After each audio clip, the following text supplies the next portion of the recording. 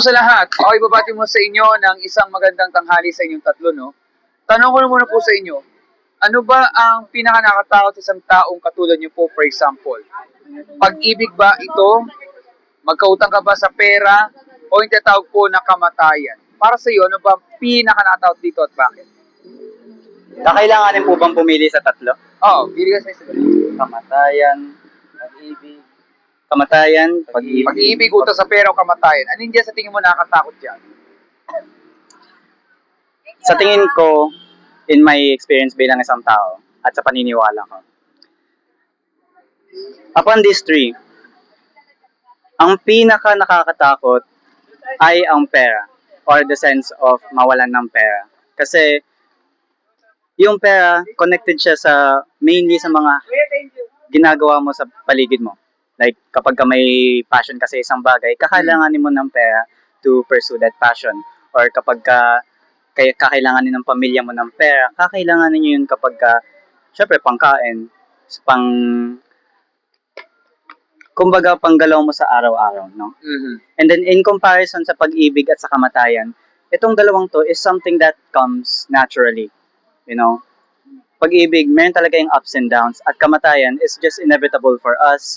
It's just a matter of time bago tayo mamatay. And sa mga taong nakakatanggap nun,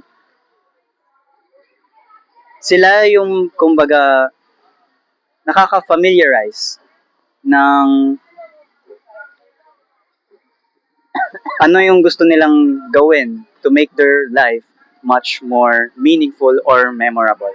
So, kung ipagkukumpara natin yung tatlo, kung yung sa pera, pag-ibig, or sa kamatayan, I'd say na pinaka-nakakatakot ang pera or kung mawalan ka ng pera kasi ito yung bagay na kakailanganin mo para makaikot sa mundo. Yun lamang sa akin. Ikaw naman. Naiwan na lahat eh. Yun lang din sa akin eh. Ay, sorry. Kasi yung sa dun sa pera nga is, mahirap nga mamuhay kapag walang pera. Sinasabi nga nila na okay lang naman yung may kaya, pero kung iisipin mo practicality, maganda pa rin kung meron kang pera. Mahirap pag wala, ganun. Mm-hmm. Ikaw naman, sa tingin mo, ano ba dyan sa tingin mo pinaka-nakakatakot dyan? Sa kanila pong dalawa ay pera pera sa kanila. Oo. Pero pag sa akin pong tatanungin, it's pag-ibig po.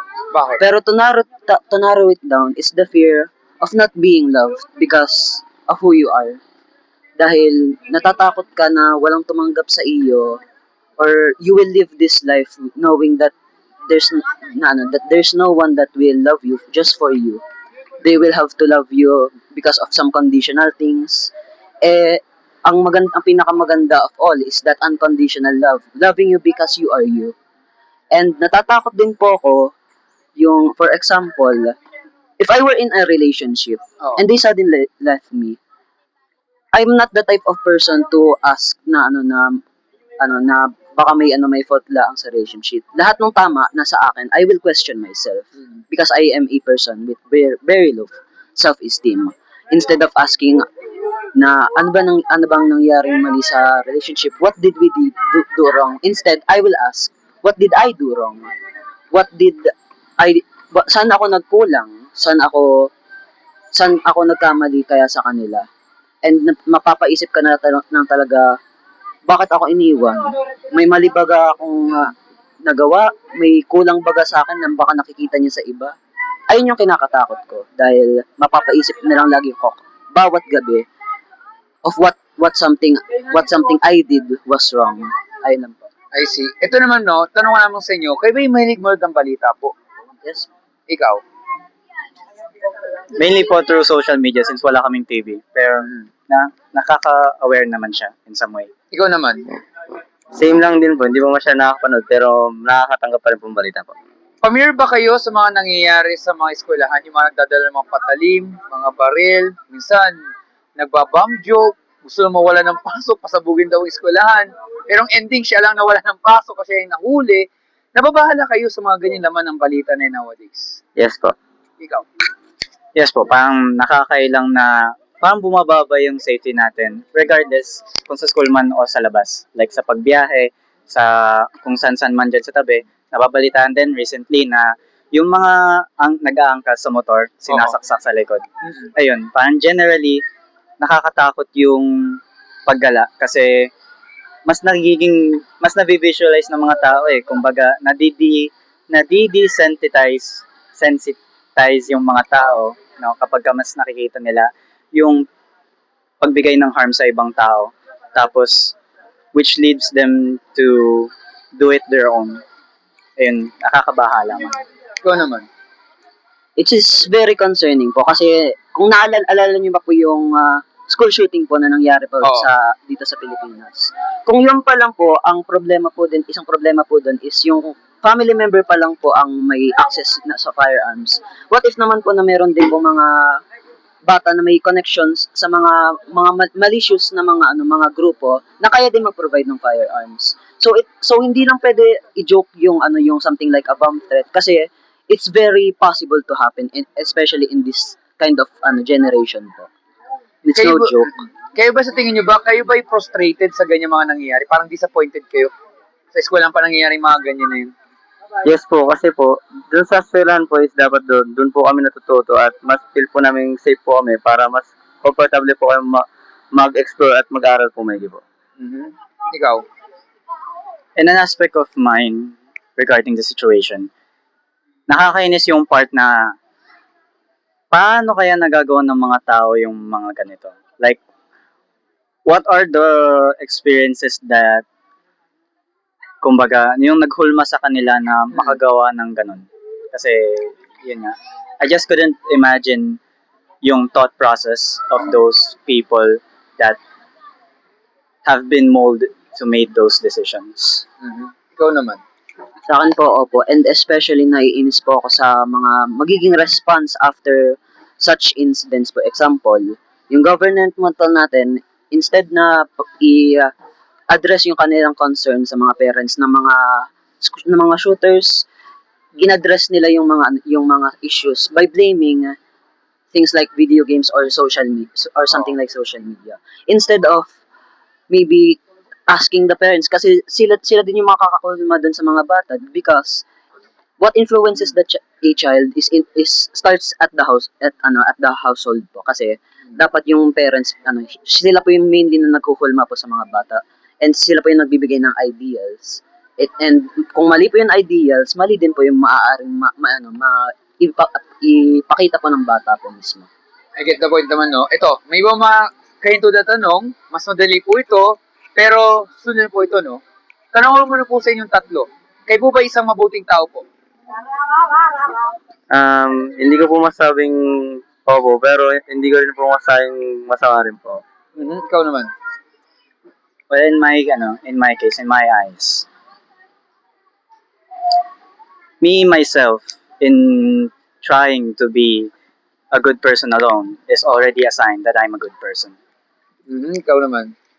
Although that the idea of being a good person is hard, or parang mahirap po lagi papanatilihin kasi madami pong tukso minsan sa mundo, I still try hard to be a person that can distinguish good from bad and make good and right decisions po lagi. So I'd say just the fact of that I'm trying hard to be a good person makes me one. Pero para sa inyo ba, ano ba isipin ng mabuti para sa inyo? Okay. What defines a good person is very much subjective. It varies from person to person. But what I'd say is a good person is that doing what they think is right. Kasi nga, at the end of the day, every single one of us has different experience, different connections, different knowledge, and nasa sa atin kung ano sa tingin natin yung tamang paraan for us to use that knowledge into trying to serve others, to doing what we think is right. Kasi nga, sabi nga ni Uncle Ben, with great power comes great responsibility. Ikaw? Same din po. I think that a good person should at least try to make good and right decisions and can distinguish pa rin po. And of course, sa pagtutulong ng tao, hindi lang yung hindi lang yung puro kailangan ng reward. It can also be unconditional help po. Being selfless din po talaga ang isa pong part ng pagiging good person po sa akin. Ikaw naman. Sa tingin ko po is, if meron pong makakababali po na good person po is kapag meron ko pong konsensya, if lahat naman po tayo nagkakamali, siguro Oo. po kapag nagkamali po tayo, makikita rin po natin yung mistake natin and mas gustuin po natin mas gumawa ng tama po. Pero ito po, mahilig ba kayo magbasa ng dictionary, guys? Hindi masyado, ikaw. Dictionary, I bring my dictionary to school and kapag ka nagbabasa ng, like, when I read a piece of media, Oo. tapos dala ko yung dictionary ko para pag mayroon akong nakitang hindi familiar na word, binabasa ko lang. Pero yung lagi kong babasahin, I don't really do it that much. Ikaw hindi rin. Pero I think naman lahat kayo gumagamit kayo ng Google at ang AI. For example, kung hindi nyo alam sa salita. Search sa Google. Syempre, no? Bigyan ko kayo ng konting kalaman, no? Sabi po kasi sa dictionary po, paano masabi na good o mabuti, yan po may kinalaman daw sa ugali ng isang tao. Dapat daw wala siyang ginagawang masama, wala siyang ginagawang krimen, wala siyang ginagawang masama, at wala daw siyang ginagawang kasalanan kahit ano pa yan. Ibig sabihin, sa ugali daw ng isang tao. Ngayon, tingnan natin kung tama talaga ang sinasabi ng dictionary patungkol dito. Kagaya nito, kayo po ba ay nakapagsinungaling po sa tanan buhay niyo po? Yes po. Yan yung problema na tayo guilty kasi yan ang matutuwa sa bata ang magsinungaling, kaya po tayo talaga dito ay guilty. Ito naman, kayo po ba ay nakaranas na magnakaw ng pera o gamit sa tanan ng buhay niyo po? Kagaya ng lapis, ballpen, barya, may naput ka sa kalsada, di mo lang binalik. O natuto ka bang manguha o mangopya ka ng sagot o nagpakopya ka sa exam or quiz sa tanan ng buhay niyo po? Kayo ba nakapagnakaw ng kahit anong halaga? I think 99% ata tayo dito nadamay na sa ganyan pangyayari. Kasi Matik na imagine yan. na lamang po, no, kunwari biglang sumugod ng mga pulis dito at ato tayo dinakip na sa kaso ng mga pagnanakaw ng lapis, ballpen, nanguha ng sagot sa katabi. I mean, nakakatawa man siyang tingnan, pero in reality lang talaga, sa totoo lang, matagal na tayo lahat nasa kulungan na talaga. Sa totoong buhay lang talaga. Kasi nga lumalabas kasi, kung di tayo mapagkatiwalaan sa maliit na bagay, ano pa kaya kung sa malaking halaga. Kaya ang totoo lang talaga, lahat talaga tayo dito ay guilty. Pero ito po, kayo po ba ay nakaranas na magalit isang tao? Ito, ikaw, mukhang nag-iisip ata. Ako muna. Nice mo mag-isip. Mag-isip ka pa. Ano yan naman? Kasi like, here's the thing with galit. No? Galit for me is such a strong word. Galit is how you define something as resentment. Pagka sinabi kong galit ako sa sinabi kong galit ako sa galit ako sa iyo, like gugustuhin ko nang ipunta ka sa MPR, no? You know, like kasi we most of the time confuse galit as like irritation, tampo, or kapag ka parang ignorant, like there's a spectrum of how we mistake as galit. So when I say like naranasan ko bang magalit sa isang tao, I'd say that I have, you know, I may be guilty of that. Pero like as I grow up, I learned to notice that lahat ng mga nagagawa natin, mabuti man o masama, what led to those choices were the experiences we've had in our past. And that experiences are different from different person. So, wag mo sabihin na hindi ka unique. Kasi nga, each and every one of us, hindi tayo magiging isa, hindi tayo magkakaparehas. Like, it could be na may experience namin lahat, like as in lahat ng bagay from this point. Pero because of our past experience, iba pa din yung perspective namin or yung makukuha naming results from those future experiences. And ayun lamang, I do believe that hate is such a strong word. At some point, we've felt it, pero hindi siya as often as people make it to be. Ikaw ba, nakaranas ka na rin magalit? Of course po. Gaya din po ng sinabi niya, I've experienced the wide spectrum po ng galit po. Example, annoyance, Oo. or something like a grudge to someone. Pero of course, ako naman po kasi I don't like to hold on to that anger for too long. So okay, I'll be annoyed at you. I'll be begrudging towards you, but I won't let it last for a day. I cannot let that type of anger haunt me for the rest of my life. And that's okay lang naman din po kasi okay lang naman magalit kahit konti because that is Mm. one of our emotions. We cannot ignore that. If we do, may magiging backlash lang po or consequences sa ating mental health kasi tagal na nating hino-hold on to sa ating emotional health kasi we don't know what to do with our anger, and sa physical kasi maaaring baka ikay ma-stress or baka may problema sa puso po. So you cannot ignore that type of anger po. And it's okay to be angry, but the right thing to do is what you do with that anger, whether you manifest it that and just release it, or you maybe release it but in a more safer uh, method. Walang magsasaktan ng tao or anything. You just need to find a method or instrument po para mawala na po yung anger na yun. Ayun lamang po. Ikaw? Sa akin po, yes po, nakaranas po ako magalit. Pero katulad lang din po sinabi nila, hindi din po ako mahilig magtanim ng sama ng loob. Pero, naranasan ko rin po magalit sa ibang tao, pero mas pinili ko na lang pong patawarin na lang po sila. Kasi wala naman po mangyayari sa akin kung iisipin ko po maigi yung galit ko sa kanila po. Siyempre kasi halimbawa lamang, kunwari tayo po'y sinasaktan tayo, kunwari isang tao, no? Siyempre, kala ko naman sabihin, hindi ka nasasaktan. Pero later on, parang marirealize mo, parang gusto mo na suntukin o sampalin yung tao. Pero sa isip mo lamang, imagination lamang. Kaya nga lang, ito yung sinasabi ng marami. Hindi man tayo pumatay ng tao in literal, pero nakapatay naman tayo sa isip lamang. Ganon katitip pa nagtanim ng galit. At siyempre, pag nalaman ng isang tao yan, so parang gano'n na pala, masasaktan siya. Hindi mo siya ginawa ng literal, pero siyempre, pwedeng, tama sabi mo, may kinalaman sa mental health din yan. Kasi, we don't know yung ating mga choice of words. Maaaring biro lang naman sa iba, maaaring part lang ng parang pagiging satirical lamang, pero sa iba, tinutuhanan na nila. Kaya nga ng totoo lamang, lahat agad tayo dito ay guilty. Pero ito po, nagagamit niyo ba minsan ang pangalan ng Panginoon sa walang kabuluhan? Halimbawa, naglalakad kayo, biya kayo napa OM, alam niyo na po yun. Nabanggit mo, ikaw. Ikaw. Ay, Sabi ko. go. Okay.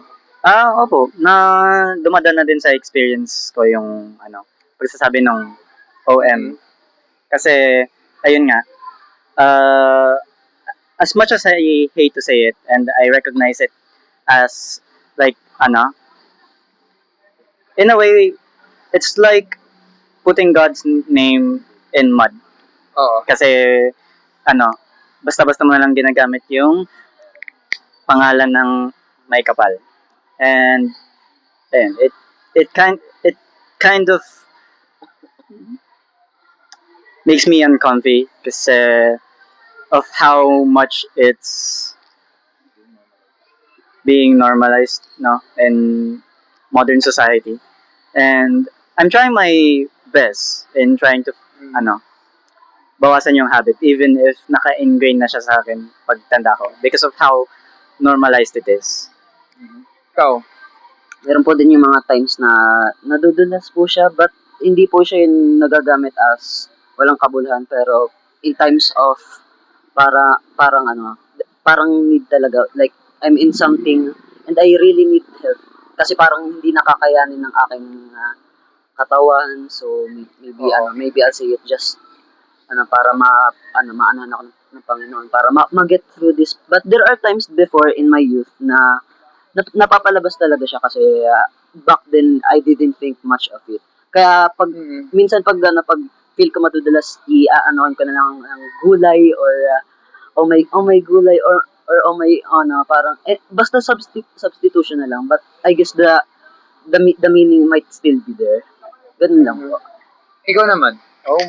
Oh my days. Opo, nagamit ko na rin po. Pero hindi ko naman po ibig sabihin na na gamitin po yung name niya in vain po. Kasi gawa nga po sabi po niya is na medyo Oo. na-normalize na po siya. Pero alam ko naman po naman sa sarili ko na mali pa rin po. Kaya kahit pa paano po, binabas-basan ko yung paggamit ng mga ganong words po. Oo. Pero kasi ganito lamang po yan eh. Kahit familiar tayo dun minsan na halimbawa, ginagamit nila ang pangalan, pinapalitan nila para hindi literal na GOT, pero syempre yung thought pa rin yan sa nanggagaling din yan, no? Kasi ganito lamang yan, no? Mahal niyo ba mga nanay niyo? Example. Mahal niyo ba? Yes. Gagamitin niyo ba ang pangalan ng nanay niyo sa walang kabuluhan? Ganon din, nadapa ka lamang, napa-OM, insert mother's name, na wala naman siyang kinalaman dito. Okay lang ba yun? Expression lang?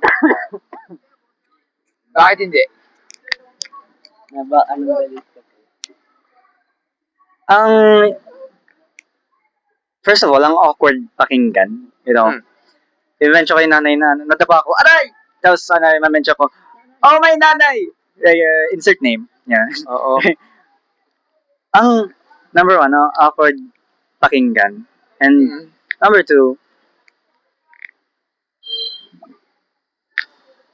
I think it just goes on that question. It just, ang awkward lang pakinggan.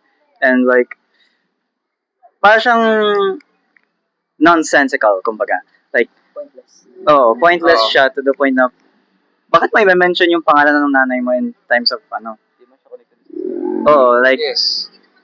wala siyang connection sa pangyayari. Like, nananahimik yung nanay mo dun, no? Okay. Exactly. Actually kasi, mahirap talaga siyang ipaliwanag from the point of view dahil ang totoo naman, hindi talaga siya dapat ginagamit talaga. Kasi ang totoo, may respeto tayo sa mga loved ones natin. O kahit sinong tao na may dangal ang pangalan or dignity, may value yan. Hindi yan basta pangalan lang yan. Kaya totoo, normal lang, hindi talaga ginagamit yan. Kung lalo nagkasugat ka, example, kung ganito pa lang, hindi mo pwede murahin kung sinong tao na kung accidente lamang, di ba? So, yun yung mga idea na talagang may respeto tayo sa mga loved ones natin. Pero sana nga, ganyan din po yan sana sa Panginoon. Imagine mo, napakaganda itong lugar na to, tapos suddenly, bumurahin mo pangalan ng Panginoon sa walang kabuluhan. Ang tawag kasi po doon ay blasphemy or pambabastos. Pero don't get me wrong po guys, kahit nga hindi nga kayo magsalita niyan, inaririnig nyo naman sa tabi-tabi naman minsan, di ba? Di ba, nagmumuni-muni ka, tapos sa background mo, may nagmumura. Pangalan pa ng Panginoon ginagamit. Na parang kulang lang, gusto mo nang komprotehin yung tao, kasi, bastos naman kasi talaga yan, no? Kasi ang totoo lang talaga, nagiging normal na lang tuloy yung ganyang expression without knowing na mabigat yan talaga. Kasi ang totoo, nayuyurakan ng pangalan ng Diyos at hindi talaga siya tutuwa na ginagamit natin. Kaya sabi mo nga, na parang nilalagay sa putikan ang kanyang pangalan. Unfortunately, ang totoo lang talaga, lahat o halos lahat talaga tayo dito ay guilty talaga. Ngayon, nilinawan ko po sa inyong tatlo, hindi ko yung sinisiraan, hindi ko yung husgahan. Kasi ang tanong na yan ay tanong po ng lahat sa atin. Sa tingin nyo kaya, for example, tayo po yung mamamatay, for example, at harap tayo sa tinatawag na judgment day sa Panginoon. Do you think ba kayo ba guilty sa nagawa yung kasalanan or innocent kayong tao? I'd say, I am fully guilty. You know, kasi, God sacrificed His one and only Son for us to be cleansed of sin, no? And to be gifted eternal life. But they also gave us free will nung day of creation natin. That led us to making sins of our own. At I'd say na we are fully responsible for the sins or ayun, mga kasalanan na ginawa natin. Kasi with our free will, inabuso natin siya. And yun yung paniniwala ko. Kasi pagka nasa harapan ako ng judgment, I know to myself that I'm fully responsible for the things that I've done. Ikaw naman. I'd say, of course, guilty pa rin talaga. Even when, let's say po na kayo nakatanggap na po sa Panginoon or you have a relationship. And there's still the chance na baka maaaring ikay ganun pa rin yung old habits. Kasi we cannot expect na just like that magbabago lang. So I'd say I still feel guilty for what I did. But what I do now is that I should repent. I should make up for for what I did po, pero I cannot change the fact that I used to be someone guilty po. Ikaw naman. Ako din po, sa tingin ko po, guilty naman po talaga ako. Siyempre, hindi ko naman po matatanggi na ginawa ko po talaga yung mga ginawa ko. And kahit sabihin ko pa po na hindi ko po sinasadya or nagsisisi po ako sa mga ginawa ko, is nagawa ko pa rin po yun. Pero katulad lang po sinabi na is, mas ang ganda lang pong gawin ngayon is i-try i-make up po yung mga nagawa ko pong mali habang kaya ko pa po. Pero sa tingin niyo naman po, no, saan kayo pupunta kunwari pag kayo namatay, for example? Sa langit ba kayo pupunta o sa impyerno? Tanong lamang po. Langit. I can fully confidently say that. Kasi nga, you know, I fully believe that the way to what we call heaven is not through our good deeds. No, like kahit anong kabutiang gawin ko diyan, like it's not solely the way. Hindi siya yung susi para makapunta ka sa langit. I do believe that the one and only key into going to heaven is accepting Jesus Christ as your God and Savior. And that is something that for the past few months I have mindfully trying to work towards, to accept our one and only Savior in my life. And honestly, it has gone me to what I say is the right path, God's plan for me, and I am entrusting Him with what's more to come. At yung Panginoon natin, laging naka-on yung number nan, hindi siya nagiging offline. Lagi siyang offline. He's just waiting for you to call yourself. And yun lamang, always pray, and that's my answer. Ikaw naman. Of course po, langit. And as a born-again Christian, I can confidently say po na sa Panginoong Heso Kristo lang talaga po yung maaaring daan po papunta sa Panginoon. Sabi nga din po sa isang verse po na ah, makakarating lang kayo sa Ama through sa akin. Meaning, ang way po para sa Panginoon is through Jesus Christ po. And of course, as a born again, there is still the trials of resisting temptation and pagbabago ng inyong image sa kanyang imahe po. But I will still look forward to that journey kasi alam ko babaguhin ako ng Panginoon. Kasi basta't kasama siya, nothing will be impossible po. Ikaw naman. Sa langit din po. Yun nga po, sabi po nila is, ang dahil lang po sa langit is, paniniwala po kay Jesus Christ po. And yun nga po, yung paniniwala ko is, kung mas matutunan niyo po muna siyang tanggapin po, then tsaka susunod na lang din po dun yung mga magbe-bear na lang po ng fruits yung pananampalataya niyo po sa kanya. Well, naiintindihan ko ng punto, pero bigyan ko kayo ng isang idea, no? Kasi para mas maintindihan natin, Panginoon ba ay nagsisinungaling? Hindi. Kasi exactly, kasi kung paano nagsisinungaling yan, wala nang katotohanan lahat ng mga sinasabi niya. Marami kasi sinagsasabi kasi na yes, ang Panginoon ay mapagpatawad, talagang ang pag-ibig talaga ay galing talaga sa Panginoon, pero syempre, may isa rin napakahalagang kailangan malaman, ang Panginoon din po kasi ay galit din siya sa mga kasalanan. Galit din siya lalo sa mga taong gumagawa ng kasalanan. Kaya nga, whether we like it or not talaga, kapag isang tao ay nagtanim ng galit, nagnakaw, hindi nirespeto mga magulang, at di po mga nagawang kasalanan, magaan man yan o mabigat, ginawa natin o sa isip lamang, pero sa mata ng Panginoon, ay maaaring lahat ng tao ay sa impyerno pupunta. Kasi bakit? Dahil nga sa Bible din siya sabi kasi na no one is good, no one is righteous, all are fall short on the glory of God. Pero tanong ko lamang, kayo ba'y nag-aalala sa sasabi ng Bible na maaaring lahat tayo sa hell mapupunta dahil may nagawa tayong kasalanan? Kayo ba'y nag-aalala kaya doon?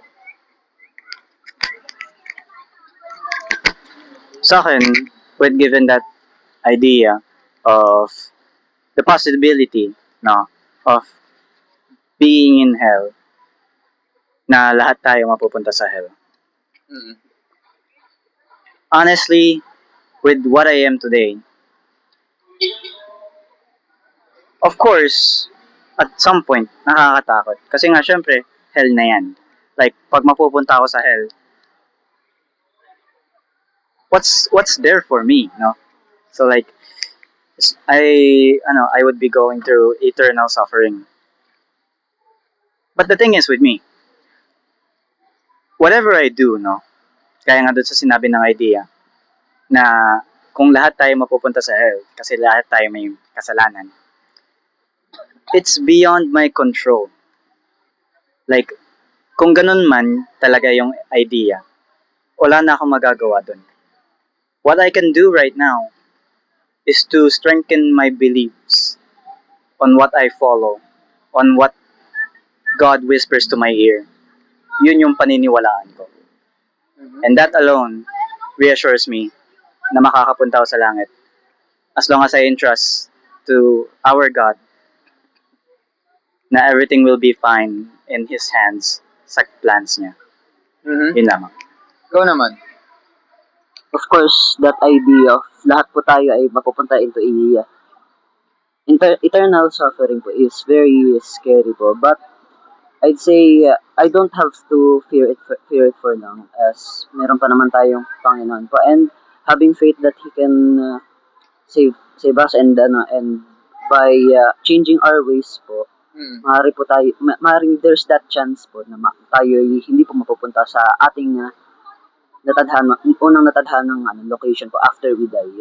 So mapapapunta tayo sa langit. Mhm. Ikaw naman. Yes po, katulad lang po ng sinabi niya po, is some point po natakot din po ako.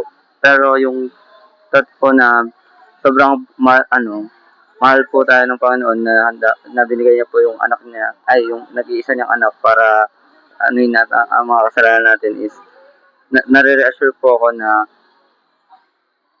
hindi po basta-basta lang po ay ilalagay ni God tayo sa eternal suffering or sa eternal separation sa Kanya ng basta-basta lang po. Well, naiintindihan ko naman po nito, no? Kasi I can see naman your answers naman na talagang malinaw naman na kung ano ba talaga ang sinasabi talaga ng Bible, no? Pero syempre, we need to understand din talaga na ang Panginoon talaga, meron niyang dalawang character yan. Meron siyang puot o galit dahil sa kasalanan, pero meron rin isang salita kung bakit binibigyan pa tayo ng pagkakataon lahat-lahat, no? Nilagyan salita ang mercy, M-E-R-C-Y. Ano sa Tagalog, no? Anyone? Awa. Tama, awa. Kaya ba hinahingi ng awa sa araw-araw? Nahingi ng awa. Yes po. When you say kasi natin mercy o awa, yan po yung paghingi talaga ng tulong sa Panginoon. Yan yung inamin natin tayo po yung mahina, inamin natin tayo po yung makasalanan, humingi tayo ng reassurance o pag-asa talaga mula sa Panginoon. Kasi nga, whether we like it or not naman, sa isang tao tulad natin, dapat naman tayo mag-alala kasi po buhay talagang pinag-uusapan natin. Oo, bigla na itong interview nito, pati kayo, bigla na kayo dumating. Pero don't get me wrong po, wala akong masamang intensyon. Ako na po yung nagmamalasakit bilang isang Pilipino, katulad nyo, no? Very simple question. Mahal nyo ba sarili nyo? Yes po. 100%? Yes. Okay, mahal nyo ba ang buhay? Yes. 100%. Mahalaga yan. Tayo ba'y perfectong tao? Tayo ba'y perfectong tao? Hindi. Lahat talaga tayo nakagawa talaga ng kasalanan talaga. Pero ito nga rin yung isa rin dapat nating malaman o ma-remind kasi sa Bible din nagsasabi, ang kabayaran sa ating nagawang kasalanan ay kamatayan. Oh, wait. Hindi ibig sabihin po nito na after ng interview, mamaya patay na kayong tatlo, ha? Una, hindi ako mangkukulam. Hindi ako niniwala sa black magic kasi gawain ng demonyo yan. At pangatlo, ito po ang sinasabi ng salita ng Panginoon. Na ang totoo talaga, pag may nagawang kasalanan, may kamatayan. Ang tanong ba, nakita mo patay ng mga tao? Tingnan mo, may mag-exercise pa nga ditong event di ba? Sabi ko sa inyo. Sama tayo Zumba. Kaya imagine nyo, kung mangyari man yan, wala na tayo dito from the first place. Wala na itong mangyaring ganitong interview. Yan yung dahilan kung bakit sa likod na may punishment, may hell, may judgment day, mayroon pa rin tinatawag na mercy. Kasi gusto pa rin ng talagang Panginoon na ibuhos pa rin ang awa. Dahil kapag dumating kasi ang judgment day, wala na talaga yun. Makikita na lahat ang pinagagawa natin at wala na pong turning back na yan. Ganun po ka-patient po ang Diyos. Na, may mga taong pumapatay ng tao, nagnanakaw ng kaban ng pera sa bahayan. I'm not naming calls, pero baka magtaka bakit wala pa nangyayari sa kanila. Kasi nga, yung mercy ng Lord, ibinibigay pa rin yan. Pero kapag napuno na ang Diyos na talaga yan, at dumating ng judgment day na talaga, kawawa yung mga taong tinitake for granted nila ang Diyos. Ang isang tao kasi pupunta sa impyerno ay hindi dahil nireject niya ang Panginoon, dahil sa kasalanan. Dahil the moment na gumagawa siyang kasalanan, dinidisobey niya ang Diyos. At ang Panginoon naman, napupuno ang kanyang galit at puot dahil sa mga nagagawang kasalanan. Kaya in reality, wala talagang mabuti sa atin from the first place. Pero, ito yung talagang, I think, nasagot niyo na po ito, pero gusto ko pa rin i-share sa inyo, no? Ano ba ang ginawa ng Panginoon sa ating lahat upang hindi tayo tapon sa impyerno at tayo po ay makalis po sa Judgment Day? Ano ang ginawa ng Panginoon para hindi tayo mapahamak? Of course, it is written in the Bible. I will recite the passage of John 3:16. For God so loved the world that He gave His only begotten Son, and and whoever shall believe it in Him shall not perish, but have everlasting life. Meaning, ang ginawa ng Panginoon is that because He loves us so much and He wants to give us a chance po, that He even gave His only begotten Son po para lang magkaroon po tayo ng relationship po or connection po sa kanya po. Naniniwala kayo doon? Yes, Ikaw? fully. Yes po. Yun nga. Tayo pong lahat ay makasalanan, di lang sa Pilipinas, pati sa buong mundo. Tama po ba? Yes. Pero nga, ang ginawa po ng Panginoon Kristo po, noong 2,000 years ago, siya po ay nagkatawang tao dito sa mundo na to. Wala na siyang hinangad kundi mahalin at ang taong tulad natin. Sa pagmamalasakit, binagbahagi lang siya ng katotohanan para mga tao po tulad natin ay hindi maligaw ng landas. Pero ang ginawa sa kanya ng mga tao, hindi siya minahal. Siya ay tinalikuran, siya ay pinatay, at siya ay pinako sa krus ng Kalbaryo. Sa anong dahilan? Wala. Nagbahagi lang siya ng katotohanan, pero ang ginawa ng mga tao, tinakpan nila ang katotohanan kasi hindi nila na-appreciate. Pero noon pa man, si Jesus ay Diyos na talaga. Kaya nga siya ay namatay sa krus, siya ay nabuhay sa pangatlong araw, bilang hudyat na matagal na pong natalong kasalanan, matagal na pong talong kasamaan, at meron pong buhay na walang hanggan. Sa madaling salita po, para maligtas isang taong tulad natin, wala yan sa mabuting gawa. Dahil ang kaligtasan po ay nasa biyaya o regalo ng Diyos. At para ito tayo maligtas, I think masasagot niyo na po ito. Narinig ko na yung mga terms yung kanina eh. May dalawang bagay na pwede natin gamitin ito bilang regalo ito mula sa Panginoon dahil ang kaligtasan ay sa Kanya lamang. Ano kayong dalawang bagay na yun para tayo maligtas? Yung, para maligtas to, Oo. I believe na, yun nga, one of the ways, or actually the only way to heaven is to accept God as your, Mm. your God and Savior. Yun, to accept Jesus. And to, teka, ano sinabi ko kanina? Ha? Ano sinabi ko kanina? Nakalimutan ko na. Maybe mayroon ka may nabanggit ka na. May for nabanggit sure. ako kanina. Ang ganda Oo. nun eh. To accept Jesus. Nagsisimula sa letter R. R. Parang mas... Ikaw Go. na. Nakalimutan ko. Relationship. Hindi relationship. R. Charades. Isa pang Ilang letter. ba na? Isa pang letter. Yung sa last letter ay T.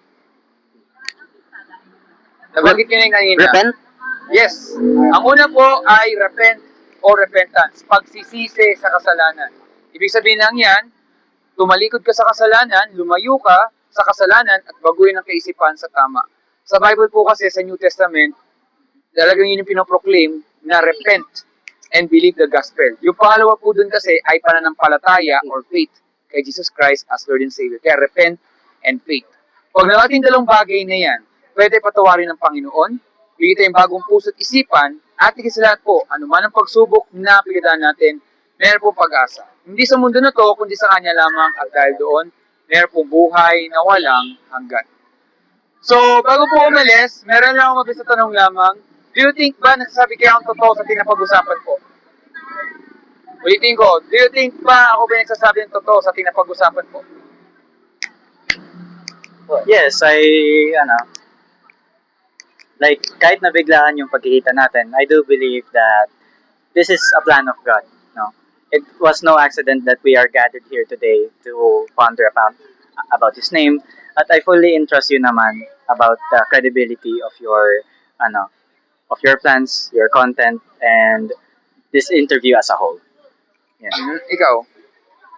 Yes po. And sabi din nga po sa kanya na this is not a coincidence or by chance. Kasi tingnan niyo po na kayo pa yung nag-share po ng word of God or mga questions na related po about the Bible po. Tapos siya po na paano pala sa pagiging Christian baga or paano ba to? I expose myself to different Mm. religions. Yes, that. And I na isang born again Christian youth po na nandito po. So it's not it definitely is not a coincidence kasi if it were then iba-iba po yung ating iba-iba po ngayon yung strand yung yung nangyayari po sa buhay natin and so sobrang connect po mahirap po siya itanggi po na plano po din talaga.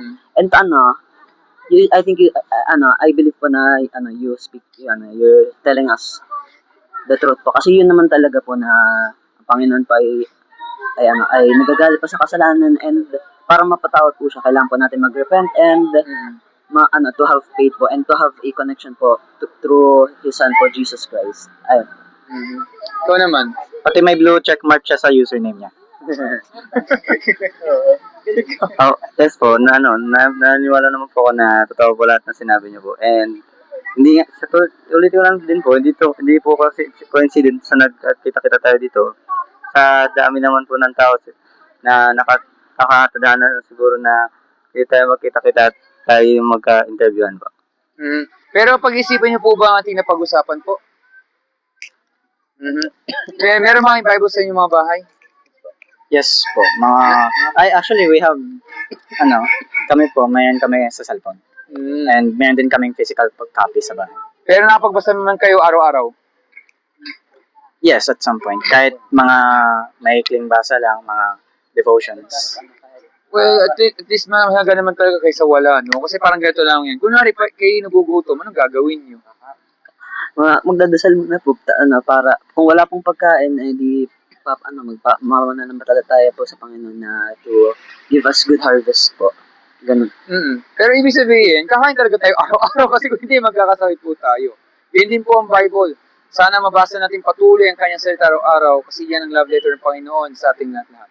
At kaya tayo dito sa mundo na to ay para makita ng Panginoon siyang malugod natin habang buhay. Bilang pagkatapos po ang masamang balita, lahat po tayo guilty, lahat po tayo mga kasalanan, lahat agad tayo ay sa hell mapupunta. Kasi yan ang justice ng Panginoon sa ating lahat. Pero mabuting balita, marami maliligtas. Hindi nga lang po lahat. Siyempre gusto ko po na kayong tatlo na patuloy pa rin na tayo ay maligtas kung talaga tayo patuloy nagsisisi sa kasalanan at pananampalataya sa Panginoong Jesucristo lamang bilang Panginoong tagapagligtas. Pag nawatisin natin dalawang bagay na yan, ay patuloy pa rin tayo patatawarin ng Panginoon, bigyan tayong bagong puso't isipan, at tigil sa lahat po, ano man ang pagsubok na napigilan natin, meron pong pag-asa. Hindi sa mundo na to, kundi sa Kanya lamang, at dahil doon, meron pong buhay na walang hanggan. So, maraming salamat po dito sa oras na to. Meron ba yung katanungan po? Pwede po mag-shoutout. Go. Shoutout po sa aking church fam po, SPCBC, San Pablo Conservative Baptist Church Family. Hello po. Babalik din po ako soon pa sa church po. Busy lang po sa college life. Okay, may ano? Shout out din, no? Shout out sa aming one-way ministry sa Plaza. Ayun. So, shout out namin isa-isa natin. Si Brother Zed, si JC, si Christian, si Bon, partially, yeah, si Bon. Tapos, si Kuya Ariel, si Theo. Ayun. Very much, there are families ayun. Shout out nga pala. Pwede kang sabihin pangalan? Huwag na. Shout out sa nanay ko! Kilala mo kung sino ka! Ayun. Parang susunod na ito na yung i-upload ko na ito kasi may mga shoutout pa kita lang. Pero anyway, so bago po umalis, ano bang kinalaman nito pinag-usapan natin sa mga nangyayaring issue sa mga eskwelahan? Tama, ang magulang kailangan may responsibilidad sa kanilang mga anak nila lalo sa mga nangyayari. Pero ito yung problema, hindi ito binabanggit sa secular media, mainstream media, at so whatsoever media na yan. Dahil ang totoo, kailangan nila ng Panginoon sa buhay nila. Tama po ba? Yes po. No-brainer question, napasimple lamang. Do you think ba pag isang tao, nakakilala siya sa Panginoon, sinuko niya ng buhay niya lahat sa Diyos, do you think siya huhugot ng baril at papatay niya lahat ng tao dito? Hindi. Bakit hindi? Kasi nga, you know,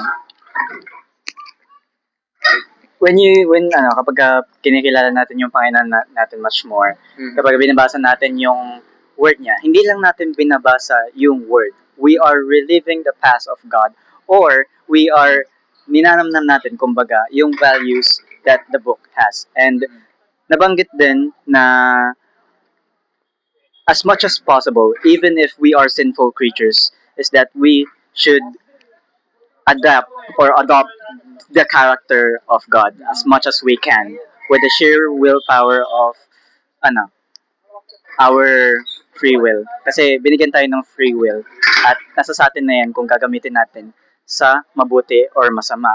Although, ang nangyayari nga recently sa mga issue na to is that nagkakalabuan ng mga tao on what they believe is right or wrong. At yun yung dapat natin bigyan ng pansin in our modern society. Kasi napakasibilan kasi yun eh.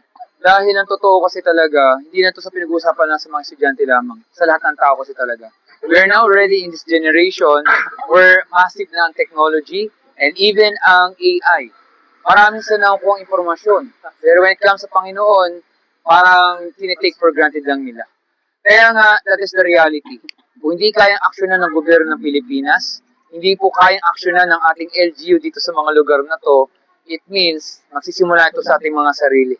Na kung saan, nanawa ang ating influence sa kanila na magamit tayo ng Panginoon, na makilala nila ang mga, yung buhay nila, makilala nila ang Panginoon sa buhay nila. Kasi pwede tayong bumalik sana sa dati, na normal lang makipag-away ka kasi may mga misunderstanding. Pero hindi yung pagtatalikod mo, sasaksakin mo na. Kasi in my opinion, kaduwagan yan eh. So in my opinion, kaduwagan yan. Kasi unfair eh. Kung isang tao, papatay mo na lamang na hindi harap-harapan. Like, what I'm trying to say, yun ang ginagawa na lang nila. Without understanding, na hindi mo sila nakakatulong. They just add a fuel of fire sa isang devastation society. Kaya nga, I think ito yung pinakamahalaga na lahat ito ay sana na gamitin tayo na hindi lang natin makilala ng Panginoon sa buhay natin, sa kanila rin. Kasi sila, kailangan rin nila ng gabay at ang kailangan nila ng Panginoon sa buhay nila. So, maraming salamat po dito sa oras na to. Mag-ingat po kayong tatlo. Stay safe po sa inyo. God bless po at ingat po kayo and stay rehydrated po. Ingat po. Thank you.